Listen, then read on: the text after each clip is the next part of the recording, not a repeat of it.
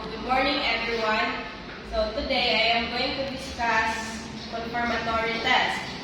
So what is confirmatory test? It is the method employed to confirm the results of the screening or preliminary test. This test involves the application of an analytical procedure to identify the presence of a specific drug or metabolites. This is independent of the screening test and which uses techniques and chemical principles different from that of the initial test in order to ensure reliability and accuracy. So, ang confirmatory test, gitawag po di ay siya o second test which is conducted after sa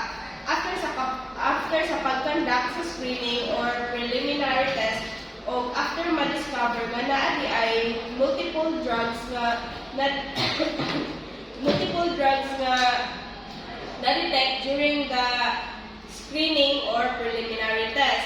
And mauni siyang gitawag og confirmatory test kay after ma-detect ang multiple drugs, kinahanglan di ay siya ma-confirm sa laboratory. Muna siya gitawag di ay og confirmatory. Dayon, ang example sa confirmatory test includes blood testing, newborn screening, o uban pa. There are several methods used in the confirmatory test. Some of these methods are: letter A is chromatography. It is the process of separating mixture and comparing the migration of each component with standard. Some chromatographic techniques include gas chromatography and thin layer chromatography, high pressure liquid chromatography. So let's go back to gas chromatography. So let's go back to chromatography. So ang chromatography is a technique na gigamit to separate components in a mixture para madali siya ma-identify and kada component, para dali siya ma-identify kada component. Or it is a physical method of separation ng stationary phase o ang mobile phase. So, ang chromatography na siya duha ka phase. Ang stationary phase o ang mobile phase na kinahanglan siyang i-separate aron dali ma-identify ang usa nila. Next is the gas chromatography. So, unsa di ay ang gas chromatography? So, unsa siya ka analytical technique na gigamit to separate o detect sa chemical component sa usa ka sample mixture para ma-determine ang absence o ang presence o apil po ang quantity sa chemical component which is usually called as the organic molecules or gases. Then, next is the thin layer chromatography. Thin layer chromatography is a technique used to isolate non-volatile mixtures. So, ang non-volatile, mauna siya mga substance na dili mo vaporize dayon. Example, ana is ang asin o ang sugar. Di ba, kanaw na to? Pasagdara na, dili sila mo vaporize compared sa tubig, sa gases. The next is high pressure liquid chromatography. It is an analysis of any drugs para i-confirm ang identity sa usa ka drug o para po makita ang results aron ma-monitor ang progress sa usa ka therapy. Then, what is gas chromatography? It is a separation technique. The mobile phase is a gas, and then the separation is based on the difference in migration rates among sample components. Then, let's proceed to letter B, which is the spectroscopy. It is a confirmatory method whereby liquid is used to identify the sample specimen. So, this type of testing, nag-focus siya sa measurement sa radiation intensity as a function sa wavelength. Una siya ang spectroscopy. Measure dahil siya sa intensity sa wavelength. Then, Fourier transform infrared spectroscope or the FTIR.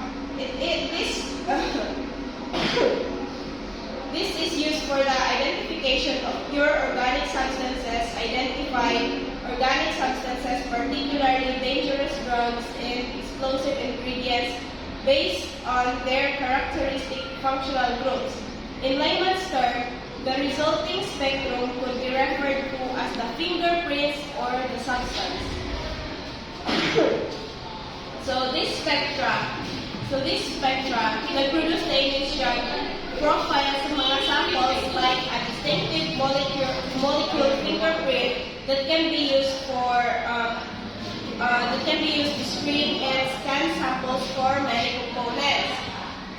Then letter C, the ultraviolet visible spectroscopy. This is used for screening of dangerous drugs in urine specimen.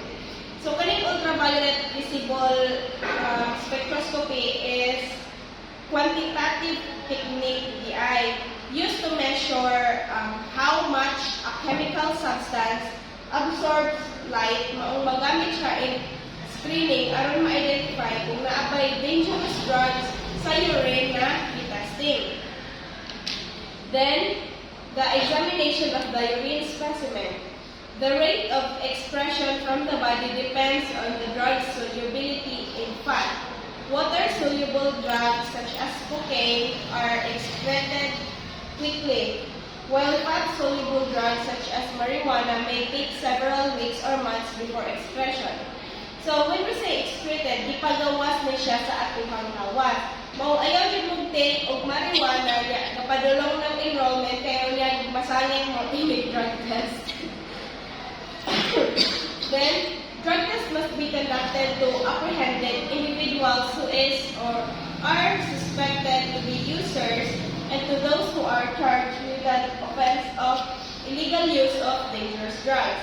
So, sa mga nabaybas sa tokhang o unsa pa na rason nga nasikot sila, dapat moagi sa jud na og drug test aron ma-confirm nga sila di ay ang may ma-charge sa offense nga illegal use of dangerous drugs. The next is the validity test for the urine specimen. Validity test is conducted to determine the integrity of the samples.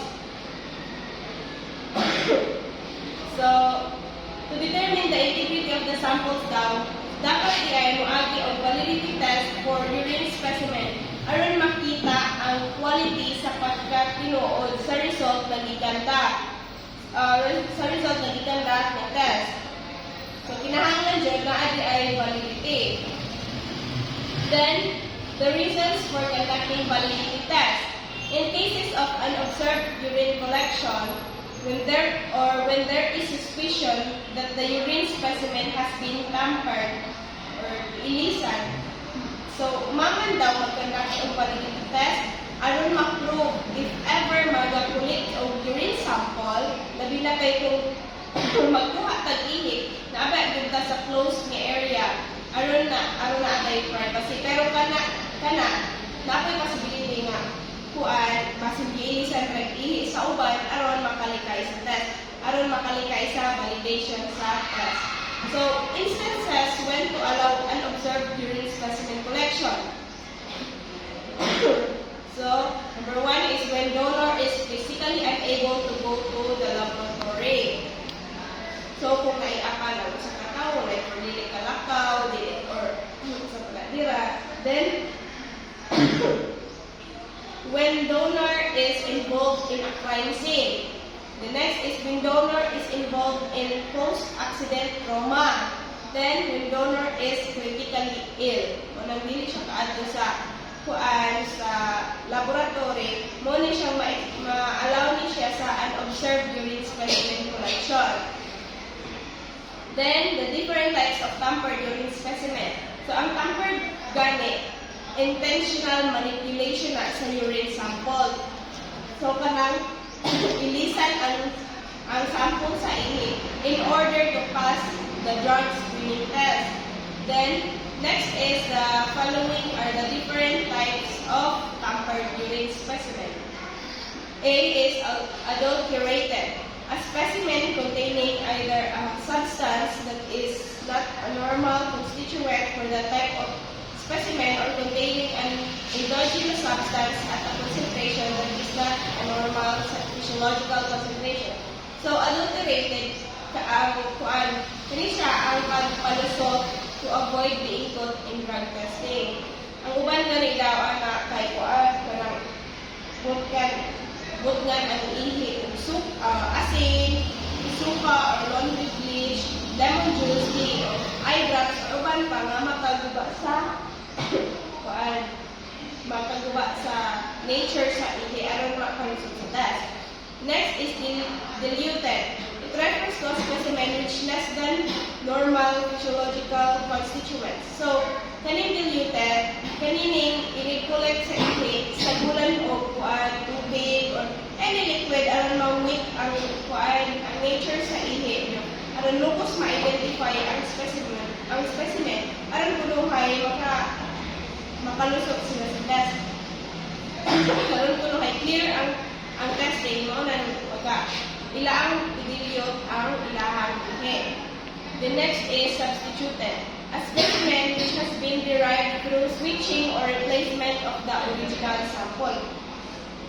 So, kaning substituted, mao na nitong gi-ilisan or gipansilian ang original sample. Pero same goal ang makalusot gihapon sa test.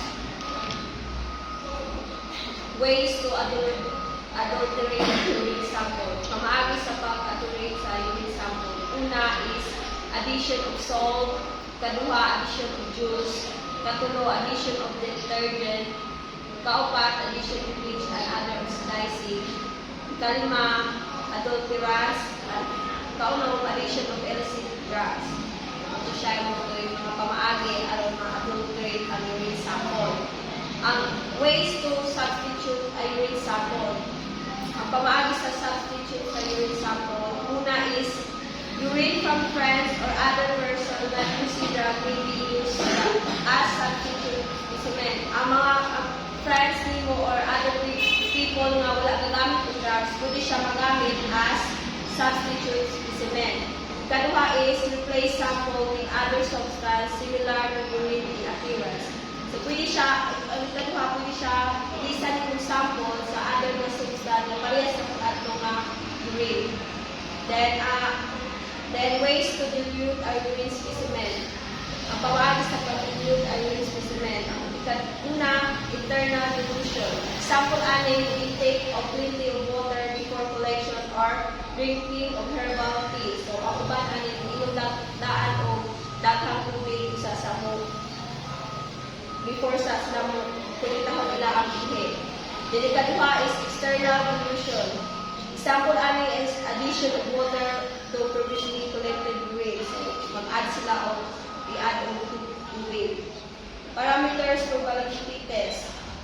The following are the initial validity test. Ang gawan ani is physical characteristics such as color, odor, volume, temperature, pH, specific gravity, heat rates, creatinine, and oxidizing agents. Ito siya sa initial validity test. Ang ikaduha is confirmatory validity test. Murag hapon siya physical characteristics such as color, odor, volume, temperature, pH, specific gravity, heat rates, creatinine, and oxidizing agents. Para siya sa initial validity test. And other methods for confirmatory validity test is physical characteristic, hindi siya yung gamit sa visually determined. Then, ikaduha is volume, same as physical characteristics.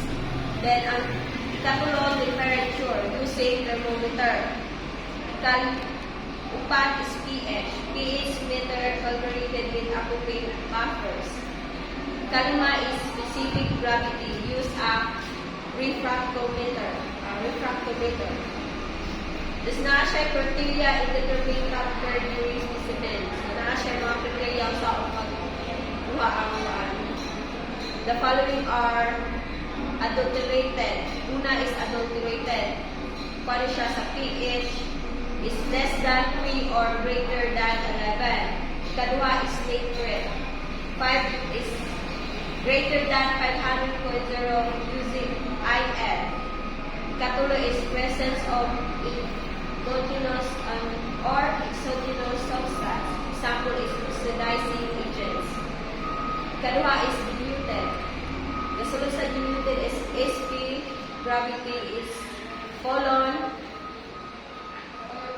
less than 1.003. Then ikaduha is quickening less than 1,768.0 ohmiol or ml. Ikaduha is quickening is less than 442.0 ohmiol or liter.